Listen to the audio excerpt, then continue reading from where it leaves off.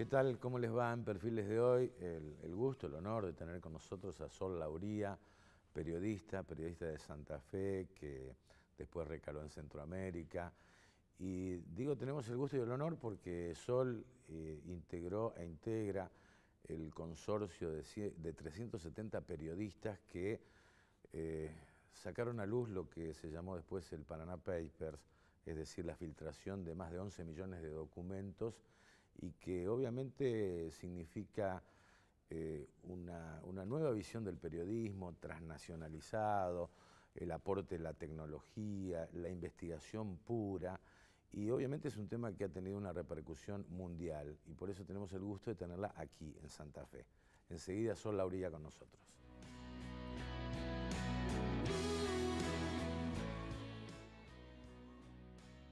¿Qué tal, Sol? ¿Cómo te va? ¿Qué tal, Guillermo? Muchas gracias por invitarme. Estoy muy contenta de estar acá en tu programa, en este lugar tan divino.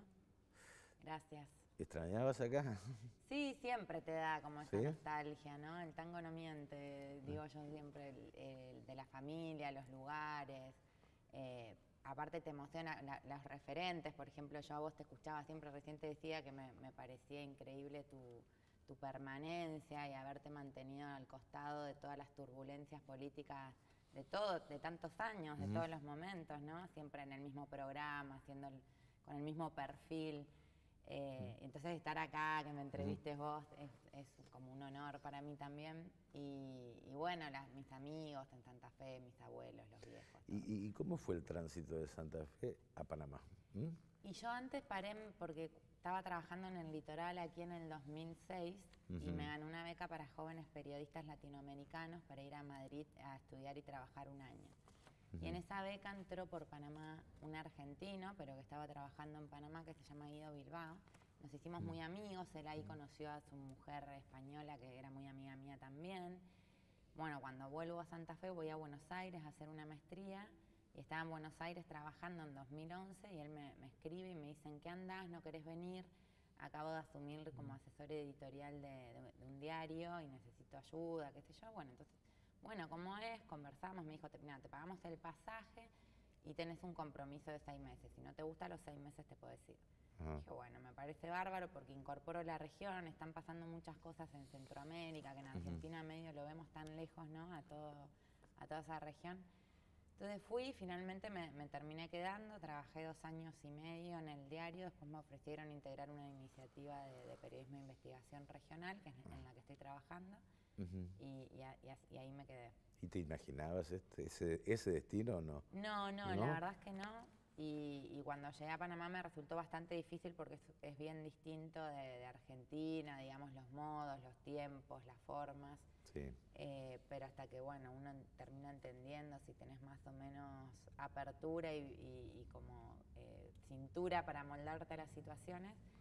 Y de verdad que en Centroamérica están pasando cosas muy interesantes, tanto periodísticamente como a nivel de actualidad, digamos, migración, narcotráfico, temas de medio ambiente, y es bien interesante investigar allá. Lo que sí hay un común denominador, que el periodismo de investigación es casi universal, ¿o no? Exactamente. O sea, más allá de tu pertenencia a nuestro país, es decir, esto... Bueno, creo que esto ha sido un quiebre el Panama Papers. A ver, contanos cómo empezó la idea, cómo se gestó, ¿no? ¿Cómo se reunieron? ¿A quién eligieron? ¿Cómo fue? Bueno, el consorcio de periodistas de investigación, quien lidera la investigación a nivel global y convoca a todos los periodistas, es como una ONG que existe hace un rato, digamos, fue formando esta red entre periodistas de investigación del mundo, donde todos los socios entran por recomendación de alguien que pertenece, ¿no? Y en general, como digamos, en todas partes hay congresos de periodismo de investigación, se van conociendo, estas redes se van formando. Aparte, si vos empezás a investigar un tema y toca otro país, seguramente vas a necesitar consultar y se van consultando entre ellos, digamos, te vas conociendo con todos. Y habían hecho antes un par de investigaciones. En este caso, la filtración le llega a 2 periodistas de un diario de Alemania. De Alemania, sí. Que habían trabajado anteriormente en el Swiss Leaks con el consorcio, entonces avisan, porque el consorcio además de investigación está muy especializado en el manejo de Big Data, Ellos procesaron toda la información, avisaron en mayo a algunos periodistas, tienen muchos socios, no convocan a todos para todas las investigaciones. Y yo entré porque el director de la iniciativa en el que trabajo en Centroamérica, que es un colombiano que se llama Carlos Huertas, cuando surge SwissLeaks, él es socio y siempre lo convocan, me dice, mira, hay un tema que sería parte de tu trabajo, obviamente, que está en el consorcio, ¿te interesa investigar? Sí, por supuesto. Y cuando sale Panama Paper, como yo hago mucha investigación de lavado en Panamá antes de Panama Paper, me manda un mensaje y me dice, te vas a morir con esta investigación. Y efectivamente, casi me muero de la emoción porque el tema de los paraísos fiscales me parece un tema crucial. Es muy, digamos, que no haya solidaridad entre naciones para intercambio de información automática, que un país permita, digamos, por más que sea legal, que todo el tiempo se dice, dijimos, es legal, no implica de por sí un delito, pero que no esté las clavijas. Pero es la plataforma para también el lavado de dinero proveniente de origen ilícito, como puede ser el narcotráfico, el contrabando, la evasión impositiva, ¿no? Y los documentos, ¿cómo empiezan a llegar? ¿No? Porque se habla de 11 millones de documentos. Sí, es un montón. Sí. Se dividieron por partes ustedes, por zonas. Nosotros nos dividimos por zonas, pero los documentos estaban puestos, digamos, sin categorías, sin clasificar. Claro. Ellos, digamos, los procesaron para que se puedan buscar en una especie de Google interno. Y uno tenía que buscar nombre por nombre y ir entrando a cada documento viendo si era la misma persona, porque podía ser un homónimo. Entonces fue un trabajo, si bien con mucho rigor de verificación y chequeo, también muy manual durante mucho tiempo, hasta que todos los hallazgos que íbamos viendo, a lo mejor de pasaportes, que la persona que aparecía identificábamos que era la misma, los compartíamos en una especie de Facebook, que no era un Facebook como tal, digamos, era una plataforma creada para eso, pero era una especie de Facebook. Entonces, cuando íbamos compartiendo hallazgos, la gente dice, con los programadores ya empezaba a clasificar y ordenar y hacer listas por países. Pero después de verificar mucho. Entonces, así se lograron algunas listas por países, que son las que se pusieron en común en mayo, pero creo que todavía no alcanzamos a ver todos los documentos y no sé si algún día logremos ver todo eso, pero bueno. Y Sol, ¿cómo, o sea, algo que por supuesto que para el periodismo es sagrado, el secreto de las fuentes, ¿no? Pero ¿cómo se logra la confidencialidad de 376 periodistas? Es difícil, creo que igual todos tenemos un perfil que viene ya, digamos, fundado en la confianza y en la discreción y en el rigor o la ética periodística, que eso es algo común de todos. O sea, periodistas que ya han hecho investigaciones y que han demostrado que antes mantuvieron la boca cerrada y los pies en el plato. Como si no, no puedes seguir. Claro, pero también pesa mucho esto de pertenecer, ¿no? Porque, digo, para estar ahí tenés que cumplir con ciertos códigos y si no los cumplís quedás mal con toda la comunidad investigativa, o sea, y sería como bastante tonto. Obviamente igual podrías meter la pata o habrá alguno que el ego le pesa más que el código, pero bueno, no pasó y la verdad que sí, es increíble. Y eso por un lado, y por el otro lado el temor a ser infiltrados ustedes. Sí. También, me imagino, ¿no? Sí. Porque hoy la tecnología te permite hackear un sitio, saber de qué estás investigando, por qué estás investigando este tema, ¿no? Sí, eso también era un riesgo también, ¿no? Muchísimas medidas de seguridad, por ejemplo, nadie chequeaba la base en el trabajo, porque viste que en los trabajos tenés intranet, entonces eso se puede rastrear solamente desde computadoras personales, en general notebooks. Yo lo veía desde mi notebook, teníamos como un protocolo, si te robaban el celular, porque en el celular teníamos una clave de acceso que cambia cada 1 minuto para poder entrar a esa base de datos. Si te robaban el celular o la notebook, tenías que avisar enseguida al consorcio para que dieran de baja tu usuario, tu contraseña y bloquearan tu ingreso.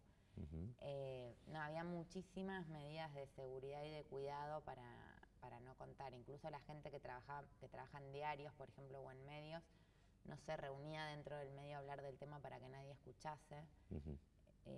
Yo hablaba únicamente con mi jefe, o sea, que es el director de la iniciativa en el que estoy, no hablaba con nadie más. Es decir, con tu jefe en cuanto al ámbito de investigación específico. Claro, que era Colombia y... A mí me han confesado que ni siquiera tu familia sabía, ¿cierto? Sí, no, fue muy gracioso porque bueno, primero que cuando sale la noticia de Panama Paper me empiezan a escribir al chat, digamos, viste, tenés grupos de hermanos, de amigos. Sí. Che, ¿viste lo de Panamá? ¿Qué lío? ¿Qué sé yo? ¿Qué sabes? Y sí, lo vi, lo estoy viendo hace un año. Y ayer me decía mi cuñada, porque ellos me fueron a visitar el año pasado en julio, justo cuando esto estaba recién arrancando, y yo me iba a un rinconcito a mirar y a contestar mail. Yo no puedo creer que nosotros estábamos ahí al lado tuyo y vos contestabas mail de eso y no decías nada. Y no es que lo pienso. O sea, a mí, yo ya tengo el chip, te pones el chip y es como una maquinita, no sé, ni lo pensás. Aparte, ¿qué le voy a contar si recién arrancábamos? No se entiende, ni yo sabía bien de en lo que iba a terminar. Ahora, este es un caso de un estudio Fonseca, ¿no? Hay cuántos hay en Panamá y en otros lugares del mundo, ¿no? Exacto. Lo que pasa es que es un caso, Mossack Fonseca no es el estudio más grande de Panamá, el más grande es Morgan y Morgan. Hay muchos muy grandes. Creo que Panamá es el país que más abogados per cápita tiene en Latinoamérica por esta cosa de centro logístico y financiero que necesita mucho asesoramiento legal, especializados en navegación, en sociedades, en derecho bancario, en comercio. Pero es el cuarto operador a nivel mundial de empresas offshore, entonces es un gran jugador de eso. De hecho, la mayoría de las empresas que surgen de las filtraciones están en Islas Vírgenes. Claro. ¿Y es tan fácil abrir una offshore en Panamá? Muy fácil. ¿Sí? Sí, ni siquiera necesitas ir a Panamá, pero, o sea, porque hay intermediarios en cada país o estudios de abogados que te hacen de enlace con Mossack Fonseca para operar, digamos. Pero vos vas, decís que querés abrir una empresa, lo más importante es que nadie se va a enterar que la tenés porque los accionistas son privados y es información que no se da, que ni siquiera el país da a pedido de la justicia de otros países porque está bloqueado totalmente el intercambio de información. Pagas poquísimos impuestos porque son simbólicos, que es otra de las características de los paraísos fiscales, y en 3-4 días tenés tu empresa con 4 nombres de directores que son panameños, que se repiten hasta el hartazgo en otras empresas. Esos son prestanombres panameños. Exactamente. Como aquellos que vivían en casas muy precarias, por ejemplo, en el medio de la selva. Exactamente. Viven en las afueras, viajan 2 horas por colectivo todos los días, son empleados de Mossack Fonseca. Y bueno, y pagás, creo que son $350 de alta de la empresa en el registro público panameño y 1.500, depende los trámites que quieras hacer al abogado. Ajá. Bueno, vamos a hacer una pequeña pausa, después vamos a hablar de, o sea, porque, a ver, supone de origen algún ilícito o una sospecha. ¿Cómo pesó esto en el posible prejuzgamiento de ustedes?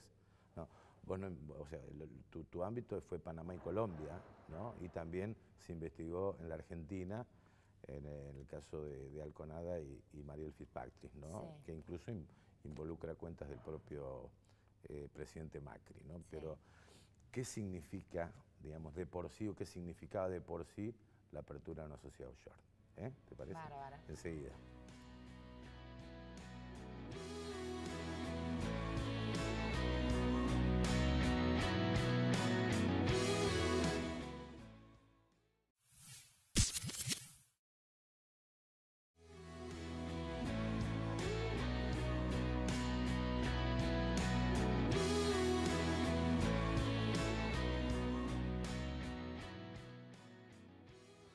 Bueno, seguimos con Sol Lauría, integrante del consorcio de periodistas que filtró los documentos del Panama Papers.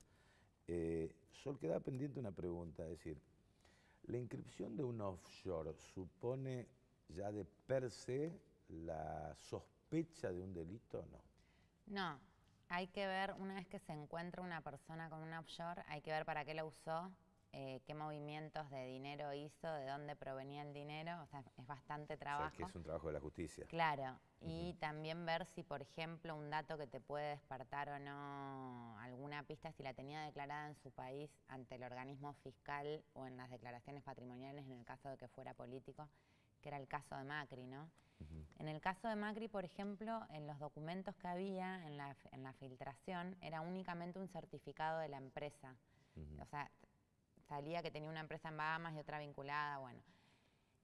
No había muchos más elementos. Por ejemplo, en el caso de Putin, que estaba muy involucrado, había muchísimos documentos que demostraban todo el manejo de $2.000 millones de todo el entorno que movieron dinero entre distintos paraísos offshore y cómo lo hicieron. Había mucha documentación. En el caso de Macri no. Entonces no podemos saber, y además Macri era director, no era accionista, o sea que no es la misma figura. Pero no se podía saber para qué la había usado, no había ninguna pista para afirmar algo. Pero sí la justicia lo imputa, reacciona inmediatamente. Bueno, ahora tienen que mandar un exhorto a Panamá para pedir información y determinar para qué la usó y por qué no la declaró, porque no la había declarado. ¿Y el gobierno de Panamá qué dice, no? Porque me imagino que también parte de su sistema tiene que ver con ese secreto que ustedes develaron, ¿no? Es decir, ¿cómo reacciona el gobierno de Panamá frente a este tema? Digo, el tema argentino o el tema...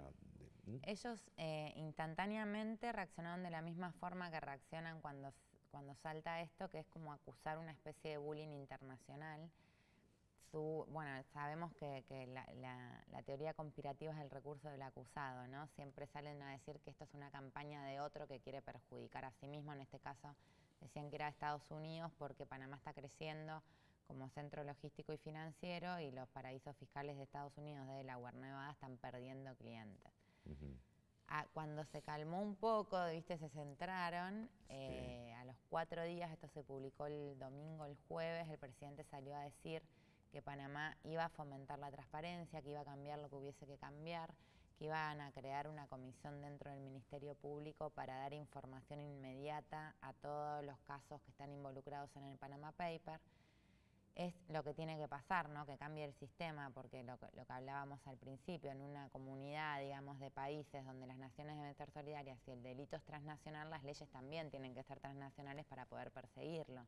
Sí. Y si hay países que se cierran a dar información, no estaríamos, digamos, respondiendo a la lógica de la delincuencia, el lavado, la evasión, el narcotráfico, la trata, que son todos delitos transnacionales. Ahora, ustedes pudieron descubrir, bueno, más allá de la integración de las sociedades, alguna ruta del dinero sospechosa como para decir, bueno, hay elementos como para que la justicia investigue esta realidad. Ustedes no son jueces, son periodistas. Sí, claro. No, sí, hubo casos, por ejemplo, bueno, en el de Putin, u otros casos que a lo mejor no eran figuras tan conocidas, pero veíamos estos patrones. Cómo se abría una empresa en Panamá y empezaban a mover el dinero con empresas asociadas a esa empresa en la que nunca aparecía un nombre, porque es un movimiento y nunca se sabe quién son esas empresas, porque las acciones son al portador, o sea, únicamente lo sabe el dueño de las acciones y él, el abogado. Abrían una empresa, después otra empresa vinculada a esa empresa, otra empresa en otro paraíso fiscal vinculada a una empresa con 3 cuentas distintas en 3 paraísos fiscales. Y eso lo hacen para involucrar más paraísos fiscales, que son países cerrados a brindar información, cosa que si uno la da, el otro no. Claro, es decir, formar una cadena que en algún lado se corte. Bloquee la información para que la justicia no pueda avanzar en las investigaciones. O sea, se arma esa arquitectura. Eso es lo que hace Mossack Fonseca, armar la arquitectura para esconder que si en algún lado se filtran datos, en otro quede cerrado. O sea, que siempre tenés un par de millones a resguardo. ¿Y Fonseca qué dijo a todo esto? Fonseca dice que es una campaña de Paul Singer, que es el de los, los buitres, los fondos buitres, en contra de él porque tienen un par de litigios y de cuestiones de pelea por dinero en Nevada y Estados Unidos. Incluso dijo que por ejemplo, que a la Nata lo financió. Pero son todas estas reacciones, ¿no? Ahora, se supone que quien busca prestanombres en Panamá, evidentemente ya hay no es lo mismo tal vez en una empresa que instale una offshore para, digamos, determinadas maniobras de comercialización que tal vez en otros países no puedan, que quien vaya a buscar un prestanombre en Panamá, porque ya hay una intención mucho más aviesa de estar escondiendo una situación, ¿o no? Exacto. Eso pasó con muchos empresarios argentinos, por ejemplo, que todos figuraban ellos como directores, claro. No era que se quisieron esconder atrás de otros nombres. Entonces ellos abrieron empresas, sobre todo desde el cepo cambiario y con las trabas a la importación, para poder comercializar con más fluidez. Y todos la tenían declaradas en el país. O sea, ellos figuraban, eran públicos en la empresa, figuraban como directores, la tenían declaradas en el país y fue justo en un momento en que las condiciones internas del país generaban impedimentos para su actividad económica. Entonces era un recurso al que muchos acudieron para poder operar. Y en ese caso no hay nada sospechoso. pero en los casos en que apelan a testaferros, pantallas, que no la declaran en su país, que se conoce gracias a la filtración, ahí sí ya genera más dudas, igual es algo que tiene que investigar la justicia. Bueno, contame el momento de la divulgación. O sea, sabemos que incluso se le avisó al propio interesado que eso iba a ser publicado, Sí. ¿no? Digamos, como una suerte de una práctica del periodismo de derecho, no sé si derecho de réplica o también lo que tenía que decir, pero me imagino que también habrán sufrido presiones de otros lados o otros periodistas antes que se difunda. Claro, eso cambiaba en los lugares, digamos, depende de cada lugar. Por ejemplo, en los casos de periodistas de Rusia que tenían tanta información, ellos esperaron a último momento para informarlo, para no sufrir presiones de todo tipo antes de la publicación. En el caso nuestro de Panamá y Colombia, nosotros avisamos con 15 días, mandamos un cuestionario a cada uno de los que se nombraban en las notas, primero porque tienen todo el derecho de responder y dar su versión cuando uno los nombra, y también porque te resguarda jurídicamente, ¿no? de cualquier tipo de presión jurídica o de batalla judicial, tener la constancia de que uno lo consultó y que no actuó de mala fe, digamos. Está bien. Pero dependía el caso. En nuestro caso nosotros no tuvimos presiones para no publicar y eso creo que tiene que ver con la lógica de periodismo global y colectivo. O sea que si no se publicaba en un país lo iban a publicar en otro. Sí. Y esto, digamos, privilegia la información por sobre cada uno de los que participamos en esto. Sol, Panama Papers es un quiebre en el periodismo, Yo creo que sí. En tu carrera, en tu visión, en tu... Sí, creo que sí, porque se demuestra cómo es, bueno, primero primero que todo se puede filtrar en esta época, o sea... Claro, todos estamos expuestos. Claro, ¿no? Yo no sé si, por ejemplo, si el sistema efectivamente va a cambiar, que sería lo que a mí o sea, lo que yo preferiría es eso, pero seguro la gente va a tener más cuidado, porque si todo se puede conocer, se supone que va a tener más cuidado. Eso por un lado. Por el otro lado, a nivel periodístico, muestra el valor de las redes y cómo atemperar egos, que es algo tan usual en nuestra profesión, funciona muy bien, porque acá fuimos todas personas sumando a el proyecto, más que queriendo nosotros tener la primicia. Por ejemplo, si los alemanes hubiesen dicho, esto los guardamos nosotros y no lo hubiesen compartido, hubiese sido, ¿no? Claro. Entonces, bueno, por ese lado me parece mejor. Después está el uso de las nuevas tecnologías y el manejo de Big Data, que también genera que se puedan hacer investigaciones transnacionales y formar redes que digamos, podría pasar a nivel local con cualquier tema. Por ejemplo, en Santa Fe, a lo mejor el tema del narcotráfico que vincula Ciudad de Santa Fe, Rosario, Salta, algunos lugares de Paraguay, ver cómo esa ruta y armar una investigación. ¿Se puede replicar? ¿Se puede replicar regionalmente esto? Exactamente. ¿Sí? Entonces, y las redes se forman trabajando en realidad, no es que tiene que ser un proyecto, sino como empezar a conversar con colegas y decir, bueno, yo averiguo esto, vos averiguas esto. Yo creo que eso se puede replicar en muchas formas, de muchos niveles. ¿Y cómo, digamos, se verifica la confiabilidad de la información? Porque este es un tema muy delicado también, ¿no? Bueno, tuvimos el antecedente de Wikileaks, por ejemplo, ¿no? Sí. Que hoy prácticamente está presionado por parte del planeta, ¿no? Pero también la confiabilidad de los datos es un tema central, es decir, lo que ustedes investigaron tenía que ser cierto, chequeado, rechequeado, confirmado y reconfirmado. Sí, teníamos maneras de verificar. Bueno, por ejemplo, en Panamá el registro público tiene que, eso yo me encargué como de enseñarles a todos porque ya manejaba, tiene acceso, podés tener acceso, bajar las actas, chequear los nombres, y hay muchas páginas donde uno puede ver los directivos, los nombres de las empresas, entonces vas y chequeas que esa empresa efectivamente existe en el país. Igual había muchos documentos, esto en el caso de que no hubiese documentos en la filtración, porque había muchas actas en la filtración, que eran la comprobación oficial, si se quiere.